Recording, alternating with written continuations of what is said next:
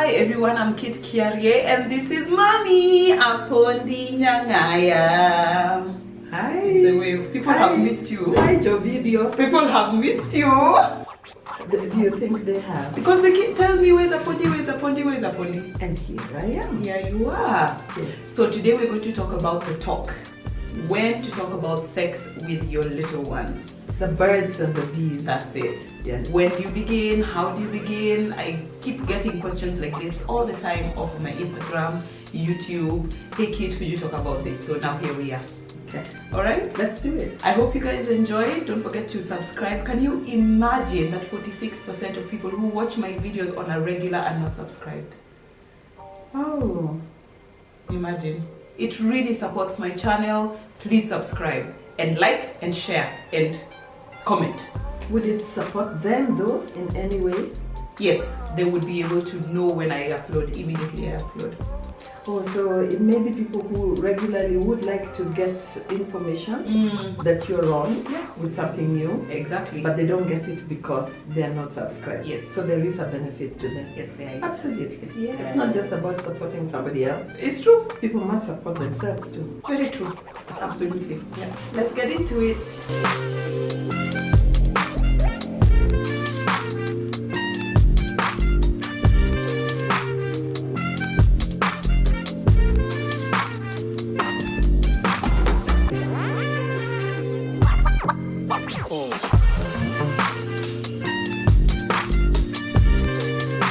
And today we are shooting in a venue called Brickwood Apartments. It's owned by Staycation with One Boy. It's an Airbnb. So if you have any like staycation needs and you want to just hang out somewhere, you need to come through, go to Staycation Till. I'll leave the link below.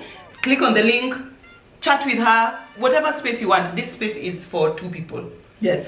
There's a place we went to last week. Yeah, it's a king-sized bed. There's a place we went to last week. It was for 5 people. So it just depends on your needs. Okay, the first question says, when to have the talk with your child? Right, age-wise. Right? That's what people mean when they ask, when should you have the talk? Yes. Yes. Yeah. And then the what we've discovered, you and I, as we have these conversations, is that when is amorphous. It's not clockwise. No. It is not chronological. No. That it exists in the space, and the when is wherever. Yeah. So our answer is when they ask. Yes. So there are some people, in fact we were talking to a young lady and she said she was proactive with it and she got a book and she gave the book to her, but her child was quite much older, maybe 9 or 10. She gave the book to the child and then that's where this conversation started. But a 4-year-old will ask you, Mommy, where do babies come from? Or a 3-year-old will say, what is sex? Or you know, what is the F word? My children came to ask me what the F word was. Yes. Because they were told on the playground not to say the F word, or they heard somebody saying F word, not the full word, they had somebody saying the F word. So they asked me what it was. Yes. And that was an opportunity for me to answer. Yes. So at any given stage of your child's life, that's when to answer the question of what is sex. Yes. We're going to get into the how. Yeah, we'll get into the how. Yeah. The challenge for that lady who told us how she was proactive about it was, and one of the things that she did say was that sometimes they would ask. Yes. And yeah, I mean, in my experience, my children didn't ask actually. We didn't. You never came over to me and asked me, Mama, what's the F word? Yeah. And we never even used to say F word. No. In my day, I said 4-letter words. Oh. If I ever hear you say a 4-letter words, I'll straighten you. And then you said, Mom, what are 4-letter words? Yeah. And then I articulated what those 4-letter words were. Yes. Yes. Yeah. Yeah. So we want to encourage you guys, like there's no particular age. At the age that a child asks what is something, we encourage you to answer truthfully and we're going to tell you how to answer, but we encourage you to answer the question without beating the child, being embarrassed, what other things do we, punishing them. Yes.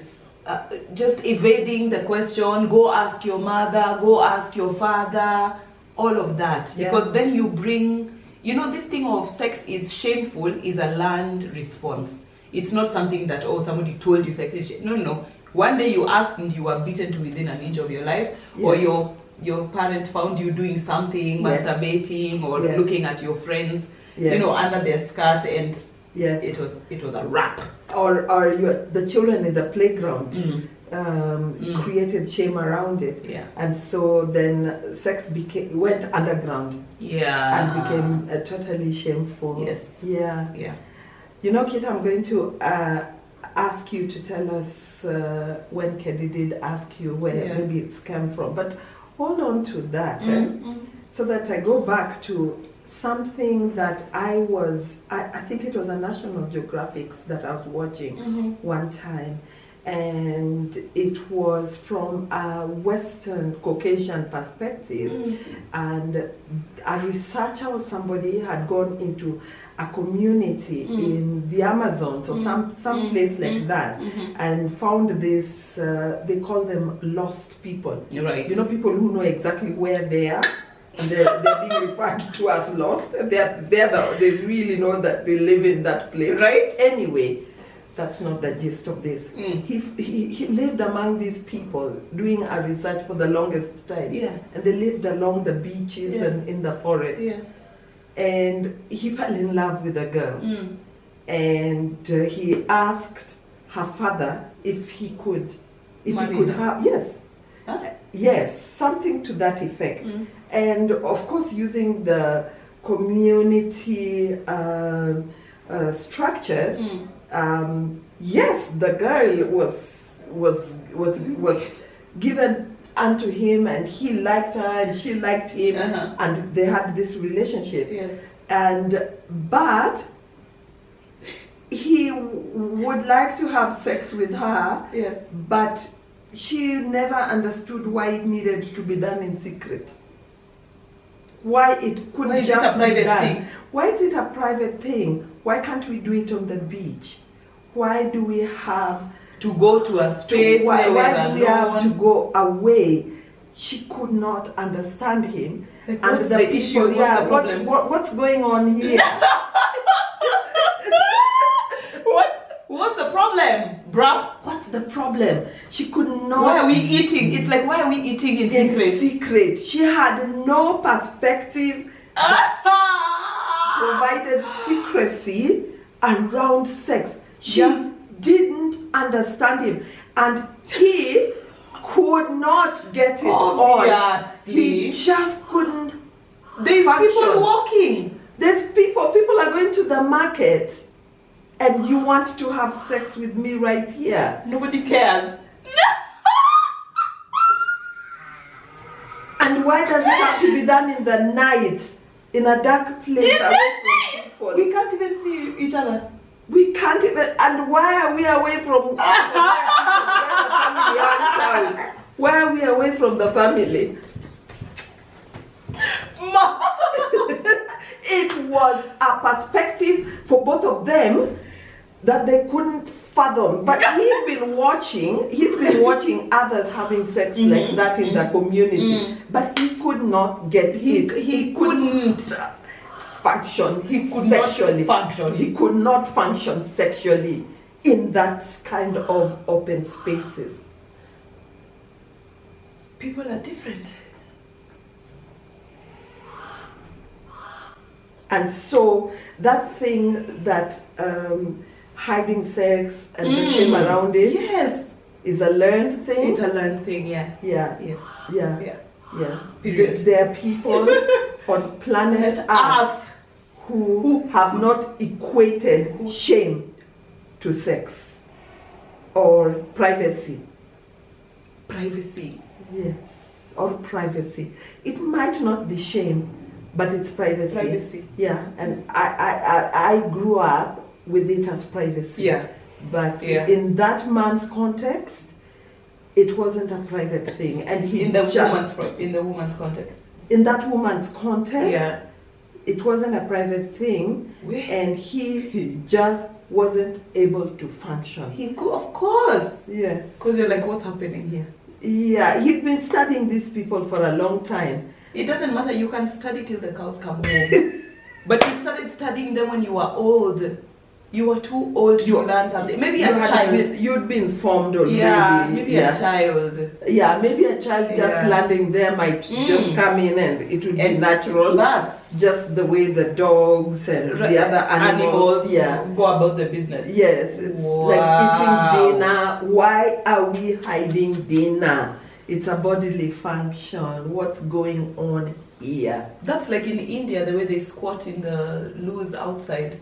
In some places. There's some places where they would just, like, you and your neighbors in the family, you squat, do your business as you chat. In some places, even in Africa, there are places where when you're doing your business, but even in Kenya, where men stop by the road and they're doing their business and they're chatting. They're peeing and they're chatting with each other. Yeah, it's true. And it's not Western society just has so many layers of this is private. And it's like that. It's like that. Yeah. Yes. So then it brings me back to the question of when Kendi asked you, where do babies come from? Yes. How did you take that? I told her babies come from mothers, right? So babies they come into they grow in your body. And she asked me, how do they grow in your body? I was willing to stop wherever she stopped. Okay, right? So basically you're saying she leads. She leads. So the child needs to lead. And I read somewhere that when a child asks you a question, answer only that question. Don't go into, let me give you some backstory. Historically, they don't care. Yeah, you're going too far. They don't care and if they they're don't not have the ready for capacity it. To fathom it. Yes. Answer correctly in one sentence, something they can understand, and stop talking. And allow them to lead to the next question and the next question and the next question. Yes. So I told her, because she asked me where Keyo came from. He's in my belly. And how did he get there? I think she was 3 or maybe 4. How did he get there? And I said, I have an egg, mummies have an egg, and daddies have an egg. And when the 2 eggs meet, they make a baby. How do the eggs meet? Did she ask that right away? Yes. Right away. Kendi's questions are rolling. She's thinking of the question before you finish talking. So she's leading. She's leading. Yeah. How do the eggs meet? And I said the egg from the daddy comes out of his penis, and the egg from the mommy is inside her body. So the daddy, when the egg comes out of his body through his penis, it enters the mommy's vagina and enters the mommy's body. And she said, oh, okay. And that was that. And that was that. No sweat? Nothing. No judgment? 0. No yak?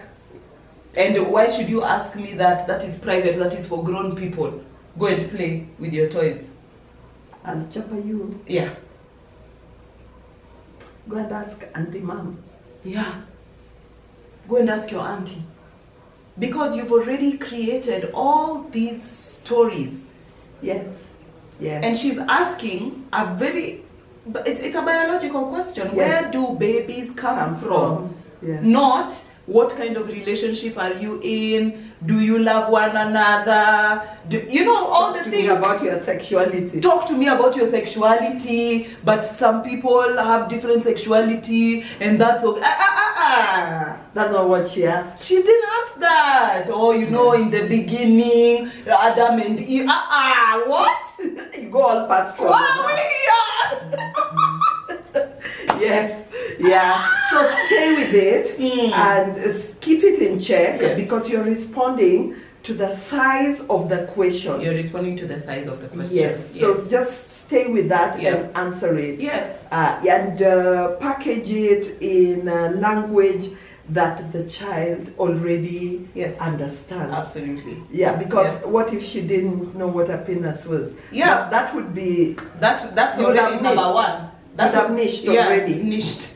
No, yeah, you'd have lost. That is step one. You have to teach your child their body parts. Now talk by about the that. name. Yeah, talk about that, because already when you said this, you didn't have to explain those body parts. And why is it that this child who's 4 years old knows words like penis and vagina? Yeah, because I taught her, this is your arm, this is your vagina. I want her to know her vulva.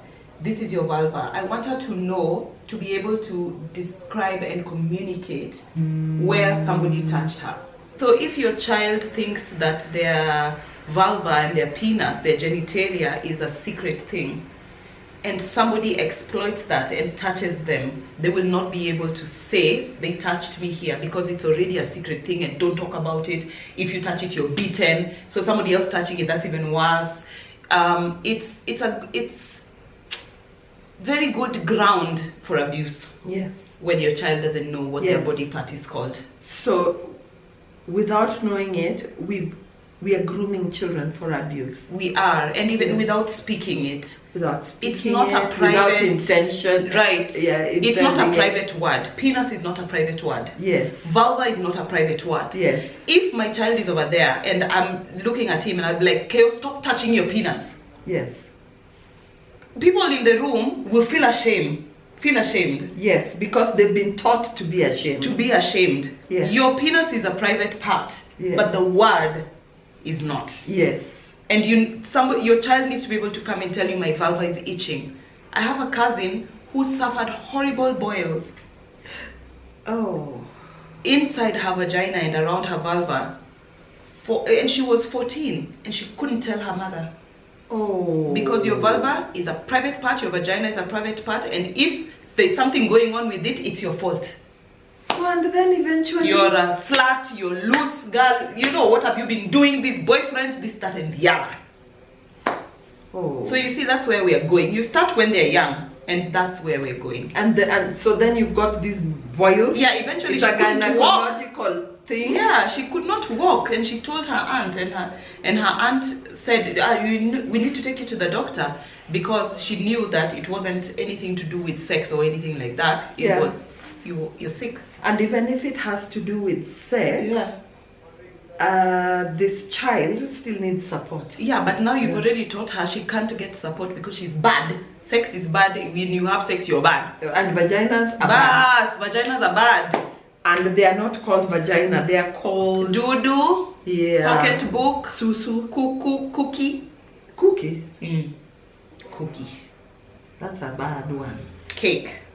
Oh, really? Okay. That one. Okay. Yeah. So normalizing the names, biological names of these body parts. Yeah. Right. Then one time, my children came from outside from the playground, because my children play outside, and they asked me, Mama, is it true that some people kiss each other on the butt?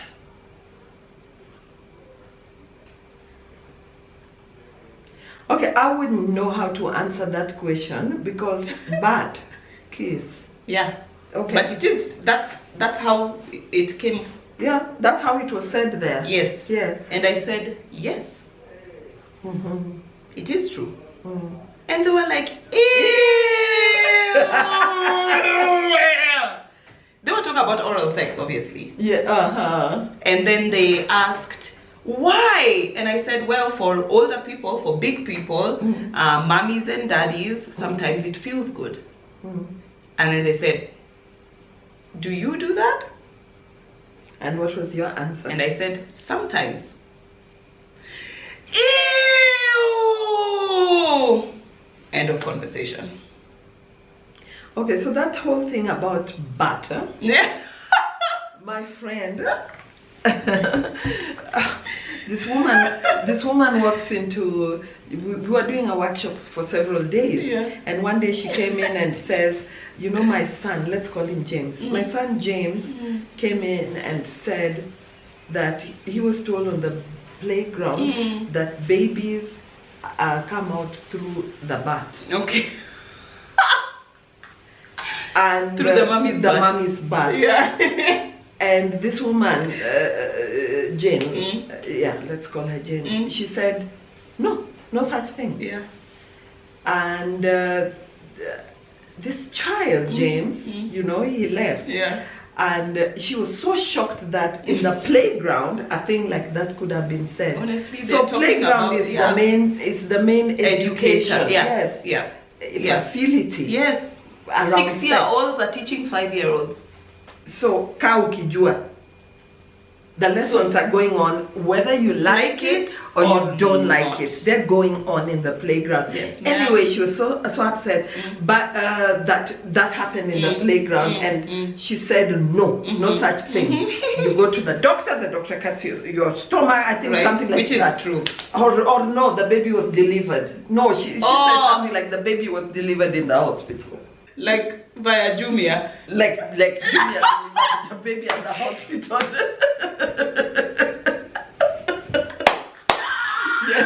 yes, like that. So we told her, you know, I mean, the women around the table said, no. Yeah, come on, Jane. Yeah, you have to go and correct it, because what will happen is this child, even in school, they will learn that child was a vaginal delivery. Right. And you will never be trusted. Yeah. You'll be a quack. You don't know what you're you don't know anything. Mommy, my mother mommy is not just quite right. My mother is she's either a liar or not very bright. Or not very intelligent. This woman was a lawyer.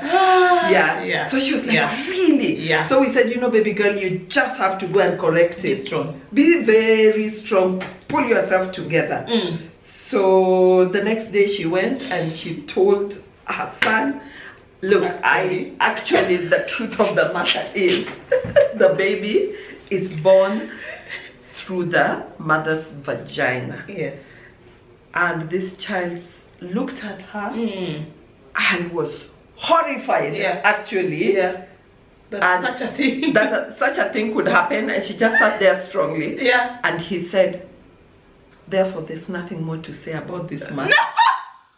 A 5-year-old? Yes, a 5-year-old. He actually spoke that sentence. He said, therefore, there's nothing more to say about this matter. There we have it. And that child left it like that. Yes. But she had corrected it, and she had said what the truth was. Yes. And she was not going to be disqualified. No.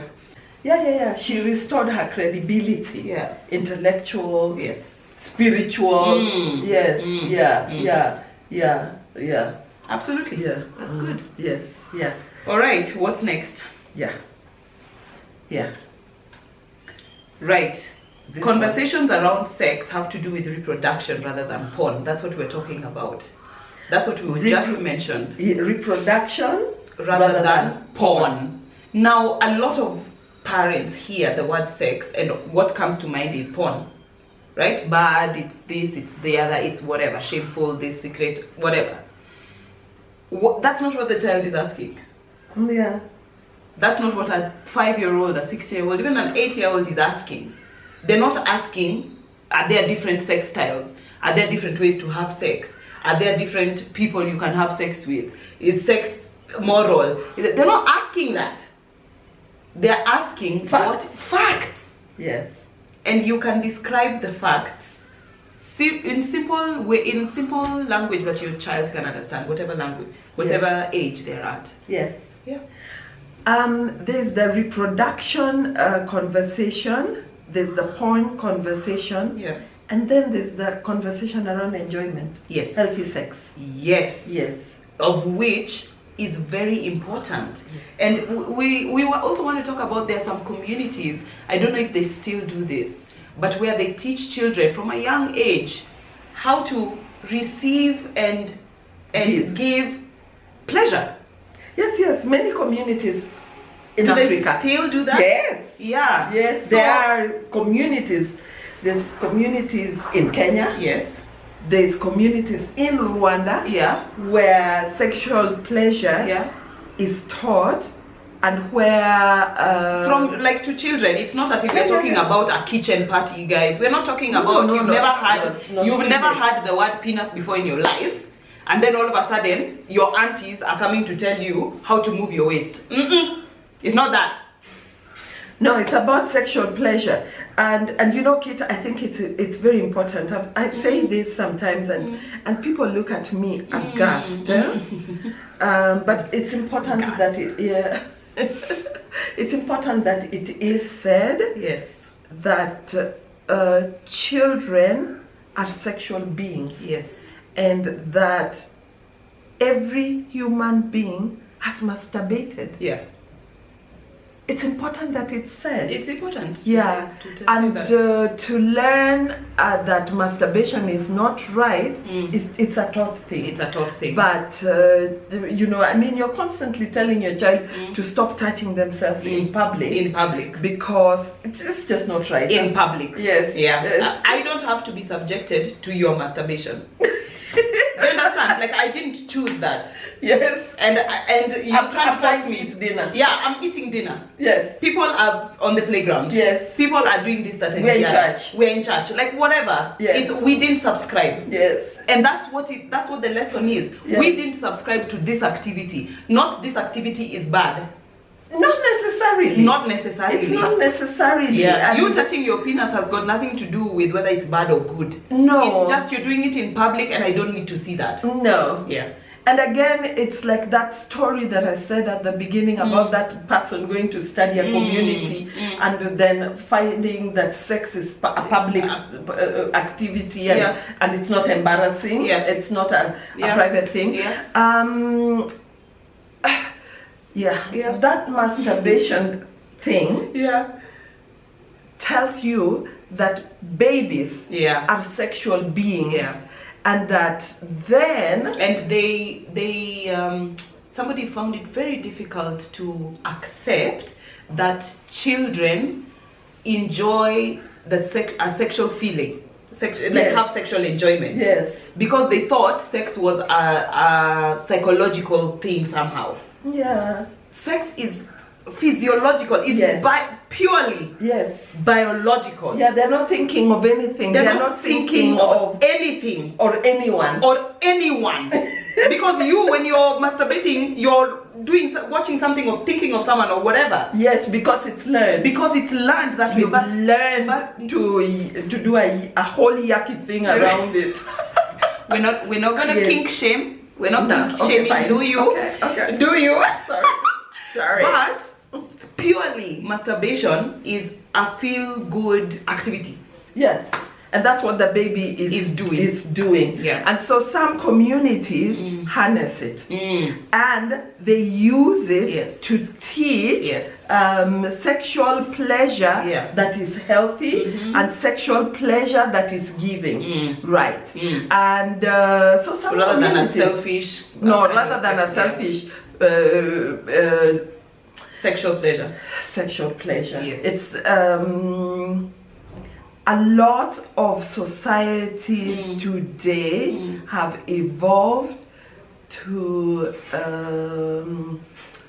what's the word when you use to objectify and even fetishize Hey, Jaluo. Jaluo, please. I cannot say fetishize. Please. That's one. What is that word? If this was Daddy, we would not have slept. No, we'd have a hard time. But he'd stay strong until he eventually. Yes, but you know, we've learned to objectify. Objectify. Even that other word that I just said is correct. That a real word? Objectify. Yes. I don't know. Yeah. Anyway, it's not an English class. That one I taught a long time ago. Dusted. Women and girls. Girls. Yes. Men in certain ways. Underwear. Yeah. All kinds of things. Underwear. All kinds of things. Yeah. And but that's not what is taught in these communities. They are teaching the giving and the taking and the ensuring that everybody has a jolly good time. Yeah, which is something you can never find in a church. Well, and that everybody is has a jolly why- good time. No. But you know No. what? Now can I speak to the church? Because these are my brothers, these are my sisters, these are some of the what people are I you love most. So this is the challenge that we have. Yes. As In the church. In the church. That's our challenge. Yeah. And this is the place that I'm inviting for us to reflect on, Kitt, reflect on how we can teach the giving and the taking of sexual pleasure and rearrest it. Yeah. Rearrest it From the evil one. Yeah. Rearrest sex. Because it's Take who it back. invented sex? Yeah. Was it the devil? Sex was not invented by Satan. And first of all, the church acts like sex was invented by Satan. Yes, and I'm a family life minister, and the one thing that I haven't taught anybody is how to give enjoyable sex and take enjoyable sex. How to have healthy sexual enjoyment, not reproductive, just enjoyment. Yeah. I haven't done that, so I stand guilty. Okay. But I'm not taking on the word guilt. I think I'll take on the word challenged. You stand challenged. Yes, I stand challenged. What am I doing? Am I keeping it hidden? Where Satan likes to keep it hidden, because in that hidden place is where the evil lies. Yes. And we get attacked sexually. That is where we are attacked most. Yes, and it's Satan's playground. So Sunday school, teach sex.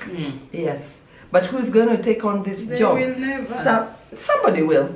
There is always somebody who has been sent and listens to the Holy Spirit and is writing the books and is creating the videos and the content and has created a module and will put it out there. There is somebody who has been sent so that we take it from the world. Yes, and we occupy. Yes.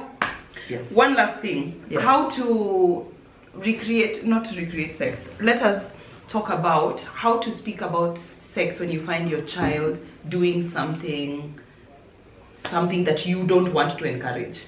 Okay? Show me yours, I'll show you mine.